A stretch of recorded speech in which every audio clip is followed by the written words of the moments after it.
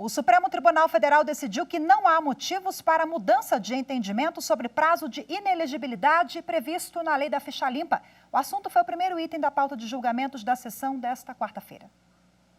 O primeiro foi a ação proposta pelo PDT, que questiona dispositivo que trata de uma hipótese de inelegibilidade prevista na lei da ficha limpa. A lei prevê que candidatos condenados em ações criminais por decisão colegiada de um grupo de juízes ou por decisão da qual não caiba mais recurso, fiquem inelegíveis desde a condenação até o transcurso do prazo de 8 anos após o cumprimento da pena. Em dezembro de 2020, o relator do pedido, o ministro Nunes Marques, concedeu liminar favorável ao partido. Ele reconheceu que a ausência de uma forma de descontar o tempo de inelegibilidade já cumprido poderia implicar em prazos indeterminados, o que seria inconstitucional. O caso, então, foi levado para análise do plenário virtual, mas o ministro Alexandre de Moraes pediu vista e o processo foi para julgamento na sessão presencial. O ministro Nunes Marques manteve o voto no sentido de dar interpretação conforme a Constituição. Ele afirma que, ao não prever o abatimento da pena, a lei da ficha limpa permite uma espécie de inelegibilidade por prazo indeterminado, o que contraria o princípio da proporcionalidade e compromete o devido processo legal. A resposta para todo esse imbróglio é uma só. Tem de se admitir a detração da inelegibilidade cumprida após a condenação por órgão colegiado.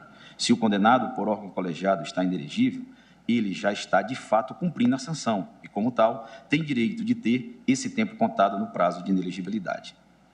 Propõe, ademais, a modulação dos efeitos da presente decisão, de tal maneira que ela seja aplicável apenas aos pedidos de registro de candidatura posteriores ao deferimento da medida liminar na presente ação, 19 de dezembro de 2020, e aos processos de registro de candidatura das eleições de 2020, ainda pendentes de apreciação na data do deferimento da liminar, em qualquer grau de jurisdição, inclusive no âmbito do TSE e do Supremo Tribunal Federal. O ministro Barroso divergiu e votou no sentido de que deve ser deduzido o período de inelegibilidade transcorrido entre a condenação por órgão colegiado e o início do cumprimento da pena. A minha tese de julgamento, presidente, é precisamente a seguinte: do prazo de 8 anos após o cumprimento da pena previsto no artigo 1º, inciso 1, letra E da Lei Complementar número 64 de 90, deve ser deduzido o período transcorrido entre a condenação por órgão colegiado e o efetivo início do cumprimento da pena. Diferentemente dos outros dois ministros, o ministro Alexandre de Moraes votou pelo não conhecimento da ação. Para ele, a ADI seria uma ação rescisória disfarçada. Isso porque o Supremo já declarou a constitucionalidade do dispositivo questionado em outro julgamento. Entendo incabível a repetição desse julgamento, da proposta, dos 2 pontos propostos na apresentação direta, porque entendo que se assemelha-se integralmente a uma ação rescisória. Simplesmente se está pedindo para o Supremo rever o que debateu e por 6-5 decidiu de forma específica, volto a dizer, constando inclusive no item 13 da ementa de Vossa Excelência.